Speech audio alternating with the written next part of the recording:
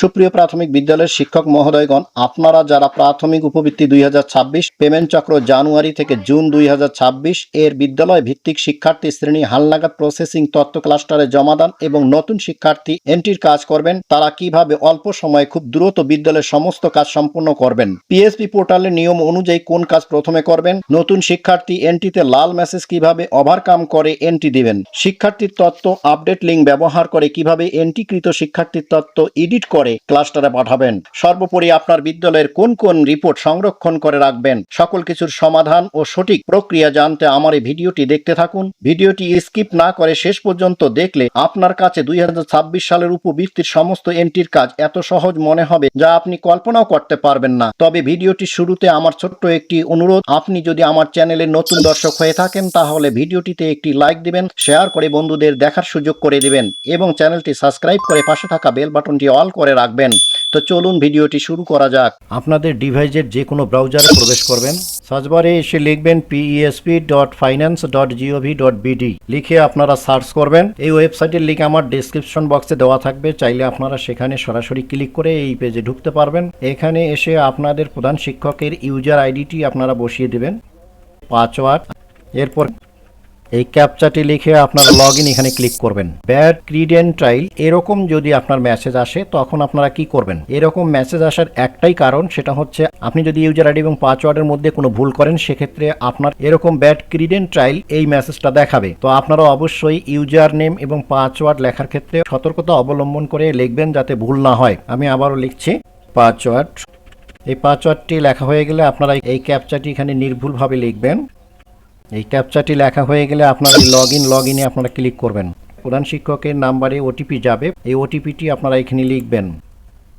এই ওটিপিটি লেখা হয়ে গেলে আপনারা যাচাই করুন এখানে ক্লিক করবেন। করলে আপনাদের পিএসপি এমআইএস পোর্টালে আপনাদের বিদ্যালয় পেজে আপনি প্রবেশ করতে পারবেন। এখানে দেখেন ড্যাশবোর্ড, প্রাথমিক নির্বাচন, বেনিফিশিয়ারি শিক্ষার্থী রিপোর্ট। এখানে আপনার কোন কাজটি প্রথম করবেন? আপনি যদি নতুন শিক্ষার্থীর এন্ট্রির কাজটা করেন সেক্ষেত্রে আপনার জটিলতা বেশি হবে। এই জন্য আপনাকে চিন্তা করতে হবে কোন কাজটি খুব সহজে কম সময়ে আগে করানো যায়। সেক্ষেত্রে আমি মনে করি প্রথম যে কাজটি করবেন সেটা হচ্ছে শ্রেণী হালনাগাদ। এই শ্রেণী হালনাগাদ কাজটা আপনি আগে দ্রুত সময়ে করে ফেলবেন, করার পর আপনি নতুন এন্ট্রির কাজটা করবেন। আর এই শ্রেণী হালনাগাদের কাজটা করার জন্য আপনাকে প্রথমে প্রবেশ করতে হবে এই যে বেনিফিশিয়ারি শিক্ষার্থী, এখানে আপনি ক্লিক করবেন। ক্লিক করলে এই শিক্ষার্থী শ্রেণী হালনাগাদ এখানে আপনি ক্লিক করবেন। করলে দেখেন শিক্ষার্থী হালনাগাদের পেজটি আপনাদের সামনে ওপেন হবে। এখানে আপনি শ্রেণী ওয়াইজ শিক্ষার্থীগুলো নির্বাচন করে নেবেন। এখানে প্রথম এই যে শ্রেণী নির্বাচন করুন, এই শ্রেণী নির্বাচনে আপনি ক্লিক করবেন। করে অবশ্যই আপনি সর্বশেষ যে আপনাদের শ্রেণী আছে, যদি আপনার পঞ্চম শ্রেণী পর্যন্ত বিদ্যালয় হয়ে থাকে সেক্ষেত্রে আপনি পঞ্চম শ্রেণীর কাজটা করবেন। অষ্টম শ্রেণী হলো অষ্টম শ্রেণীর কাজ প্রথমে করবেন।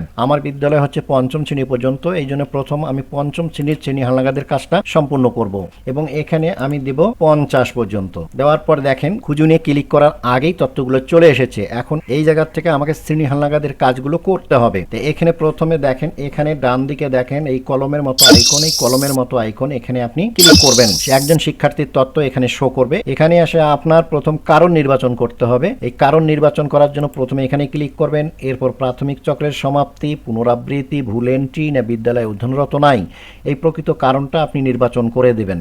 আমার এই শিক্ষার্থী যেহেতু পঞ্চম শ্রেণী পাশ করে ষষ্ঠ শ্রেণীতে চলে গেছে, এই জন্য আমি প্রাথমিক চক্রের সমাপ্তি, এই প্রাথমিক চক্রের সমাপ্তি এখানে আমি ক্লিক করলাম। করার পর এখানে আর অন্য কিছু করার প্রয়োজন নেই। এরপর সরাসরি আপনি স্ক্রল করে নিচে আসবেন, সংরক্ষণে ক্লিক করবেন। সেভ হয়ে গেল। এরপর যদি কোনো শিক্ষার্থী একই শ্রেণীতে আবারও অধ্যয়ন করে সেক্ষেত্রে কারণ দেবেন কি, এর কারণ হচ্ছে পুনরাবৃত্তি, এখানে ক্লিক করবেন। করার পর শ্রেণীর রোলটা আপনার পরিবর্তন করতে হবে, এই রোলটা একটু পরিবর্তন করে দেবেন। রোল দেওয়ার পর আপনারা এই সংরক্ষণে ক্লিক করবেন। এভাবে আপনার পঞ্চম শ্রেণীর শ্রেণী হালনাগাদ হয়ে গেলে এর চতুর্থ শ্রেণীর হালনাগাদ করবেন। এখানে দেখেন শ্রেণী প্রমোশন, পুনরাবৃত্তি, ভুল এন্ট্রি, বিদ্যালয়ে অধ্যয়নরত নাই। যেহেতু চতুর্থ শ্রেণীর শিক্ষার্থী পঞ্চম শ্রেণীতে প্রমোশন পেয়েছে এই জন্য শ্রেণী প্রমোশন। কারণ নির্বাচন করে রোল যদি পরিবর্তন হয়ে যায় সেক্ষেত্রে রোলটি আপনারা পরিবর্তন করে দেবেন। রোল পরিবর্তন করার পর আপনারা সংরক্ষণে ক্লিক করবেন। এভাবে চতুর্থ শ্রেণীর শিক্ষার্থীদের আপনারা শ্রেণী হালনাগাদ করে নেবেন। এরপর তৃতীয় শ্রেণী, এরপর দ্বিতীয়, এরপর প্রথম, এরপর প্রাক প্রাথমিক শ্রেণীর হালনাগাদ করে নেবেন। এভাবে বিদ্যালয়ের সকল শিক্ষার্থীর শ্রেণী হালনাগাদের কাজ সম্পূর্ণ হয়ে গেলে আপনারা এই যে শ্রেণী হালনাগাদ ক্লাস্টারে জমা দান এখানে ক্লিক করবেন। এখানে সমস্ত শিক্ষার্থীর তথ্য দেখা যাবে। এখানে শ্রেণী ওয়াইজ আপনারা শিক্ষার্থীর তথ্য দেখতে পাবেন, অথবা এখানে যদি আপনারা একবারে 100 করে দেন সেক্ষেত্রে সকল শ্রেণীর শিক্ষার্থীর এখানে আপনি তথ্য দেখতে পারবেন 100-র মধ্যে হলে। শ্রেণী হালনাগাদ তথ্য একসাথেই আমি ক্লাস্টারে পাঠাবো, এই জন্য আমি এখানে ক্লিক করলাম। করার পর দেখেন নিচে আসবেন, এই নিচে এসে দেখেন ক্লাস্টারে পাঠান, এখানে ক্লিক করবেন। তথ্য সঠিক থাকলে এই ক্লাস্টারে পাঠান, এখানে সরাসরি ক্লিক করবেন। করলে আপনি কি ক্লাস্টারে আবেদন জমা দেওয়ার বিষয় নিশ্চিত? হ্যাঁ হলে হাতে ক্লিক করবেন, না হলে নাতে ক্লিক করবেন। আমি হাতে ক্লিক করছি, দেখেন সাবমিট হয়ে গেল। এখন ক্লাস্টারে জমা দান, এখানে কোনো তথ্য আর নেই, অর্থাৎ যে তথ্যগুলো ছিল এগুলো ক্লাস্টারে জমা হয়ে গেছে। শ্রেণী হালনাগাদ অনুমোদিত, এখানে যখন শ্রেণী হালনাগাদের তথ্যগুলো উপজেলা শিক্ষা অফিসে অনুমোদন হয়ে যাবে তখন এখানে আপনারা দেখতে পারবেন। এখানে আপনাদের শ্রেণী হালনাগাদের কাজ শেষ হয়ে গেলে আপনারা চলে আসবেন প্রাথমিক নির্বাচন। এই প্রাথমিক নির্বাচনে ক্লিক করবেন। এখান থেকে নতুন শিক্ষার্থী এন্ট্রি, এই নতুন শিক্ষার্থী এন্ট্রি এখানে ক্লিক করবেন। নতুন শিক্ষার্থীর তথ্য এন্ট্রির জন্য পেজটি ওপেন হবে। শিক্ষার্থীর জন্ম সনদ নম্বরটি বসিয়ে দিবেন, জন্ম তারিখ, প্রথমে সালে ক্লিক করবেন, মাস, এরপরে তারিখের ঘরে ক্লিক করবেন। করার পর খুঁজুনি ক্লিক করবেন। শিক্ষার্থীর তথ্য অটো চলে আসবে। এরপর দেখেন ভাই বোনের সংখ্যা, পুরুষ, ধর্ম নির্বাচন করুন, ক্ষুদ্র নৃগোষ্ঠী কিনা, না। এরপর জন্মস্থান নির্বাচন করুন। এখানে জন্মস্থান বলতে এই শিক্ষার্থীর জন্মস্থানের জেলা নির্বাচন করে দেবেন। শিক্ষার্থী থাকবে বাংলাদেশি থাকবে। এখন মায়ের এনআইডি নাম্বারটি বসিয়ে দেবেন। তার জন্ম তারিখ, প্রথমে সাল নির্বাচন করে দেবেন, হচ্ছে মাস, এরপরে হচ্ছে তারিখের ঘরে ক্লিক করবেন। খুঁজুন অপশনে ক্লিক করবেন। এই ক্যাপচা এখানে নির্ভুলভাবে বসিয়ে দেবেন। ক্যাপচাটি লেখা হয়ে গেলে সাবমিটে ক্লিক করবেন, তথ্যগুলো পূরণ হয়ে যাবে। এখন মাতার মোবাইল নাম্বার যদি থাকে দিবেন, না থাকলে দেওয়ার দরকার নেই। অনুরূপভাবে পিতার তথ্য পূরণ করবেন। মোবাইল নাম্বার বসিয়ে দিয়ে কল করে নিচে আসবেন। এখানে পৌরসভা বা ইউনিয়ন সিটি কর্পোরেশন নির্বাচন করে দেবেন। পোস্ট কোডটি লিখে দেবেন। গ্রাম বা ঠিকানাটা বাংলাতে লিখে দিবেন।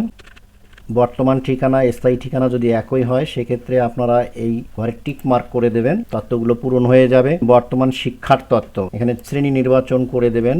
শিফট নির্বাচন, প্রথম শ্রেণী, এটা হচ্ছে প্রথম শিফট। প্রাক থেকে দ্বিতীয় শ্রেণী পর্যন্ত প্রথম শিফট এবং তৃতীয় শ্রেণী থেকে পঞ্চম শ্রেণী এটা হচ্ছে দ্বিতীয় শিফট। আমাদের বিদ্যালয়ের শাখা নেই, এই জন্য প্রযোজ্য নয়।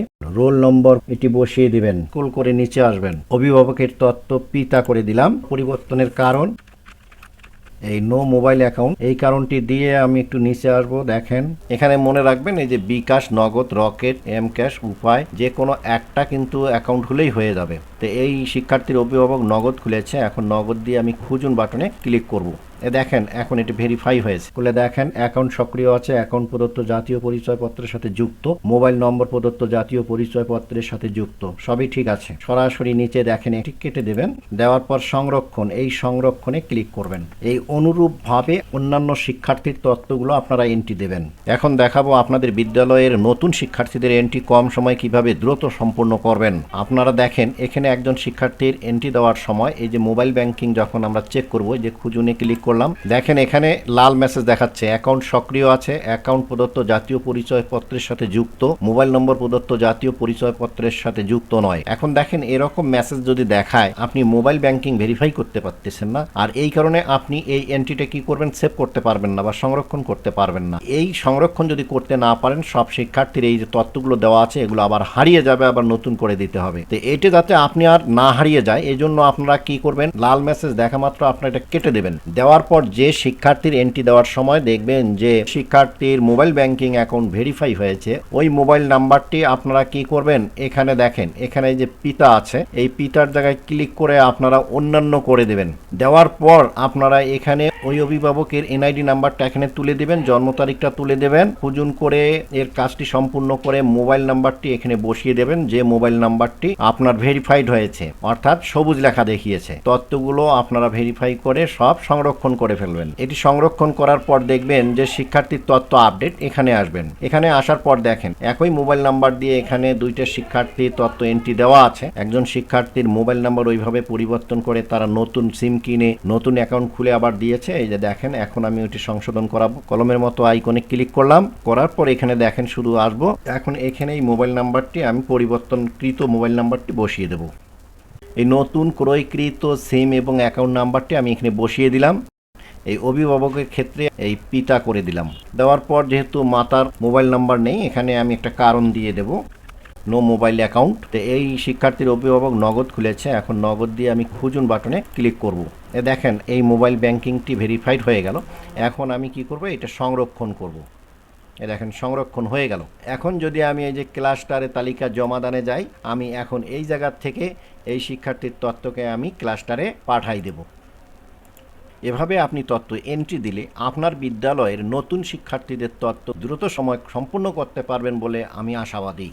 এরপর দেখেন শিক্ষার্থীর ট্রান্সফার করণ এবং শিক্ষার্থীর ট্রান্সফার গ্রহণ। এখান থেকে আপনারা শিক্ষার্থীর ট্রান্সফার করতে পারবেন, আপনার বিদ্যালয় থেকে অন্য বিদ্যালয়ে পাঠাতে পারবেন। তারপর শিক্ষার্থীর ট্রান্সফার গ্রহণ, অন্য বিদ্যালয় থেকে ট্রান্সফারকৃত শিক্ষার্থীকে আপনি এখানে গ্রহণ করতে পারবেন।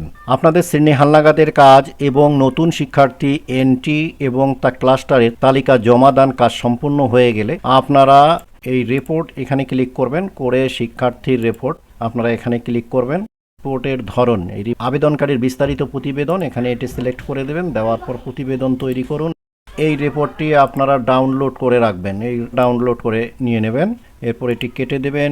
এরপরে শ্রেণী হালনাগাদের রিপোর্ট, এখানে ক্লিক করে আবেদনকারীর বিস্তারিত প্রতিবেদন, এখানে প্রতিবেদন তৈরি করুন, এখানে ক্লিক করবেন। এই রিপোর্টটিও আপনারা ডাউনলোড করে রাখবেন। এটি ডাউনলোড হওয়ার পর আপনারা এটি কেটে দেবেন। দেওয়ার পর এখানে আপনাদের আর কোনো কাজ নেই। কাজ শেষ হয়ে গেলে এখানে এই আইকনে ক্লিক করবেন। করার পর দেখেন এখানে লগ আউট, এই লগ আউটে ক্লিক করবেন। এই লগ আউটে ক্লিক করলেই আপনি আপনার পোর্টাল থেকে বেরিয়ে আসতে পারবেন। তো ভিডিওটি দেখে আপনার যদি কোনো উপকারে লাগে তাহলে অবশ্যই কমেন্টস করে জানাবেন। ভিডিওটিতে একটা লাইক দেবেন, শেয়ার করে বন্ধুদের দেখার সুযোগ করে দিবেন। পাশাপাশি চ্যানেলটি সাবস্ক্রাইব করে পাশে থাকা বেল আইকনটি অল করে রাখবেন। তো এতক্ষণ আমার সাথে থাকার জন্য আপনাকে অশেষ ধন্যবাদ।